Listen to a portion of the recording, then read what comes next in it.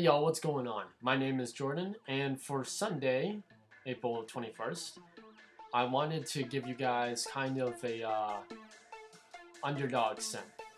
This synth it can start out slow and build in the background, and then once the drop hits, you can bring it in full force.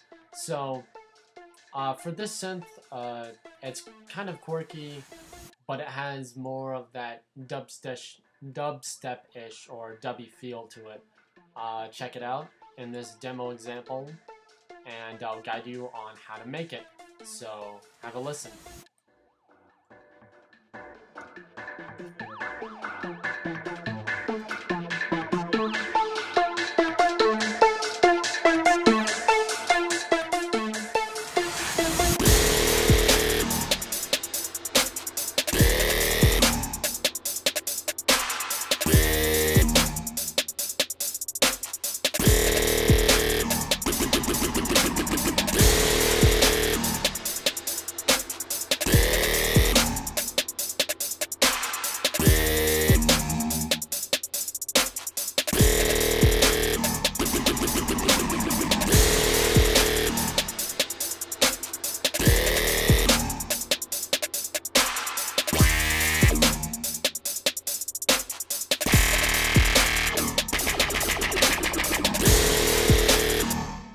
So that's the synth we're going to be making today.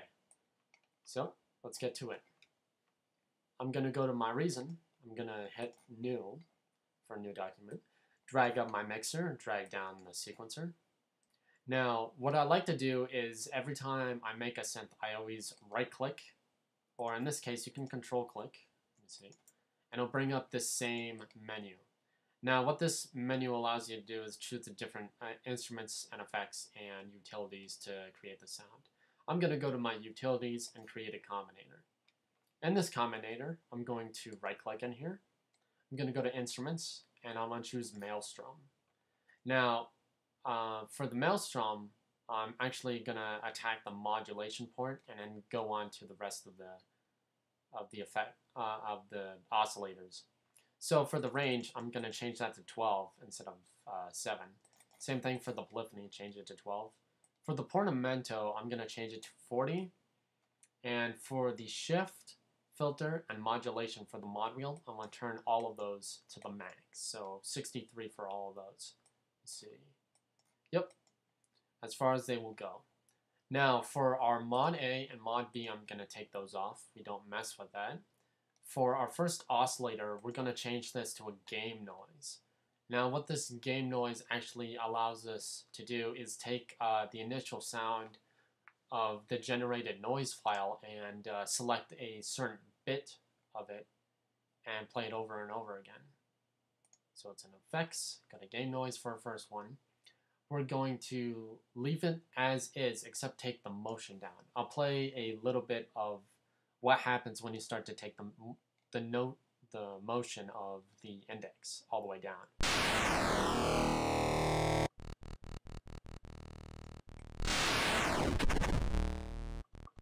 So you get more of a static sound when you start to play notes with this. For our second oscillator, if we, let me turn off my first to give you a demo example, and for some reason, okay. So for our second one, we're going to go to pink noise. Now, pink noise is a much softer noise than the white noise because it comes from analog technology. And as you can listen, it's just filtered noise. Now, what would happen if I took the motion all the way down? We would get only a static signal, kind of like our game noise.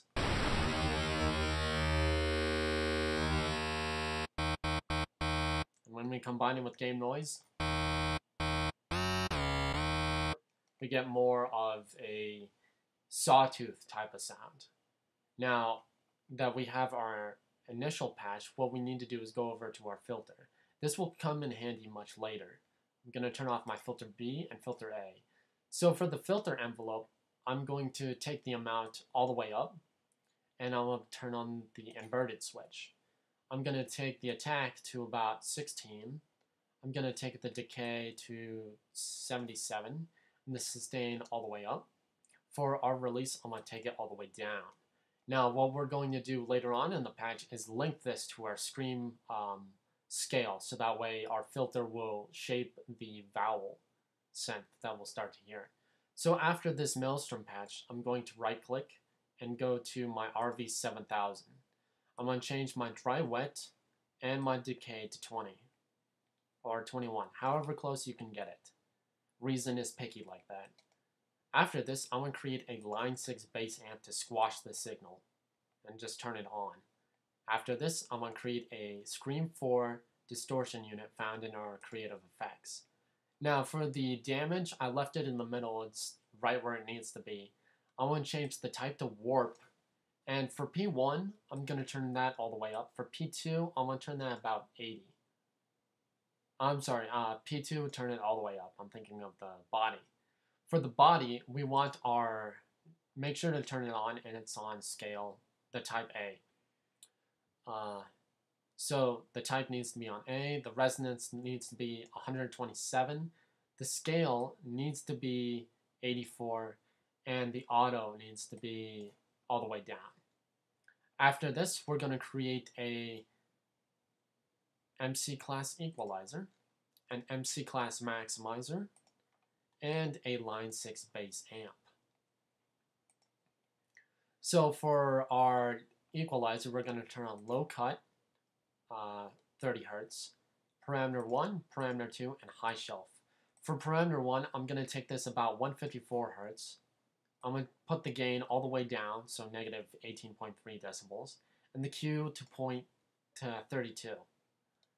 For our parameter 2, I'm going to take this about 2.585 kilohertz. I want to throw the gain all the way down and the Q all the way up to get just the niche for the snares and the kick drums. For the high shelf, I'm going to take it to 3000 kilohertz. I want to boost this about 4 decibels and turn the Q all the way to 2. For our limiter, for our maximizer, I'm going to take off limiter. I'm going to put the release to auto, and for soft clip, I'm going to take this amount to 127. Then just throw on our compressor on our line 6 bass amp. Now if I play a sound, it's not going to sound exactly right because we still need to flip it over and attach the scale to our filter envelope.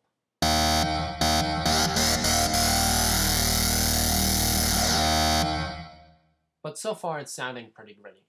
So in order to flip this over, I'm just going to hit tab. It's a universal key that works on all keyboards. I'm going to take my scale, my CV out for my scale, and plug it into my filter envelope. Now if we have a listen, I'm going to play a few notes and we should notice a difference.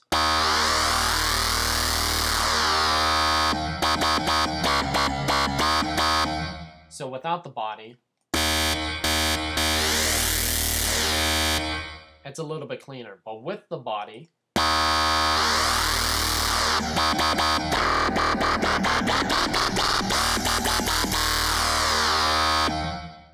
we get more of a condensed, filtered feel, and it sounds a little bit more vintage.